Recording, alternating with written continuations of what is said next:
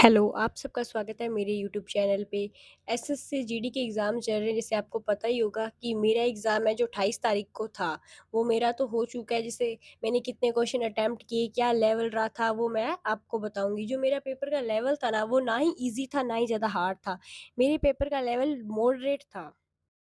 मैंने SSC GD का exam है जो पहली बार ही दिया तो मैंने उसमें कितने क्वेश्चन अटेम्प्ट किए और क्या मेरे पे टाइम प्रेशर था, तो मैंने टोटल क्वेश्चन 77 अटेम्प्ट किए, जो 3 क्वेश्चन मेरे छूट गए थे। मुझे पता नहीं चला, मैं क्वेश्चन कर रही थी तो उतने में ही टाइम हो गया था, इसलिए मेरे 3 क्वेश्चन छूट गए। एक्यूरेसी जो मैं टेस्ट देती थी मॉक टेस्ट में, उससे तो मेरी जो मेन एग्ज़ाम है कम ही एक्यूरेसी रही थी, क्योंकि मॉक टेस्ट में मेरे नंबर भी अच्छे आते थे, एक्यूरेसी भी वहाँ पे बहुत अच्छी होती थी।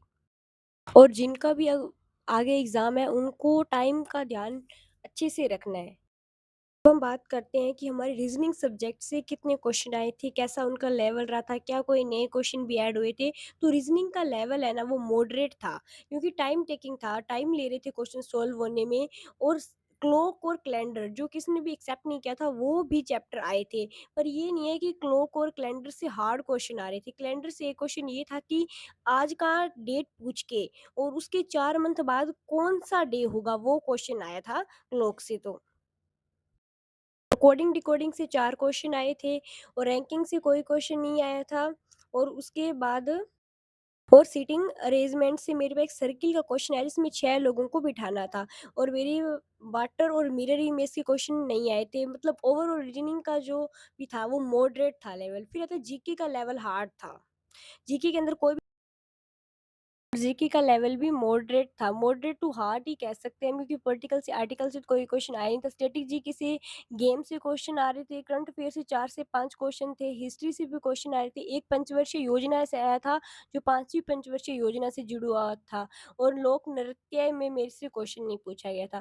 फिर हिंदी की बात करें तो हिंदी मेरी शिफ्ट में बिल्कुल ईजी रही थी, इतनी हार्ड नहीं रही थी, कि आराम से हम 17-18 का कर सकते थे। वो कैब से एक क्वेश्चन आया था कि आरोप पत्र को इंग्लिश में क्या कहते हैं। और सिक्योरिटी से क्वेश्चन पूछे जा रहे थे, पुलिस से रिलेटेड पूछे जा रहे थे, और पत्र लेखन में से मेरे से 3 से 4 क्वेश्चन पूछे गए थे। बाकी लेवल मेरी वाली शिफ्ट में हिंदी का बिल्कुल ईज़ी रहा था। और मुहावरे, लोकोक्तियों से क्वेश्चन नहीं आया था, पर विलोम शब्द से एक क्वेश्चन आया था, गद्यांश था, वो भी बहुत ईज़ी था।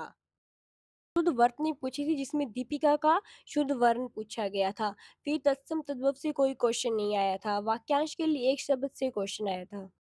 बाकी देखा जाए तो मेरी शिफ्ट में हिंदी ईज़ी थी, बाकी शिफ्ट के कंपैरिज़न में जो 2 सुबह हुई थी, उनके कंपैरिज़न में देखा जाए। अगर हम मैथ की बात करते हैं तो मैथ का लेवल भी मॉडरेट था, हार्ड नहीं आया था। मैथ में एलसीएम और एचसीएफ से क्वेश्चन पूछे गए थे, और सिंप्लीफिकेशन से 3 से 4 क्वेश्चन आ रहे थे। एवरेज से कोई क्वेश्चन नहीं पूछा गया, डिस्काउंट से, प्रॉफिट लॉस से क्वेश्चन था, सिंपल इंटरेस्ट से क्वेश्चन था। कि ओवरऑल देखा जाए तो ईज़ी था। को कोई भी न्यू टॉपिक है वो स्टार्ट नहीं करना है, सिर्फ अपने जो शॉर्ट नोट्स बनाए हुए हैं उन्हें रिवाइज करना है। और क्लॉक और कैलेंडर से क्वेश्चन आ रहे हैं, इसलिए उन दोनों चैप्टरों को बहुत अच्छे से कर लेना है। इतना भी नहीं है कि हाई लेवल के क्वेश्चन आ रहे हैं, इन दोनों से बिल्कुल ही नॉर्मल क्वेश्चन आ रहे हैं। और सबसे मेन बात है कि टाइम मैनेजमेंट करना। टाइम मैनेजमेंट आप सीख गए तो आपका पेपर बहुत अच्छा जाएगा और एक्यूरेसी भी बहुत अच्छी आएगी। बाकी जिनका भी एग्ज़ाम है आगे, बेस्ट ऑफ लक।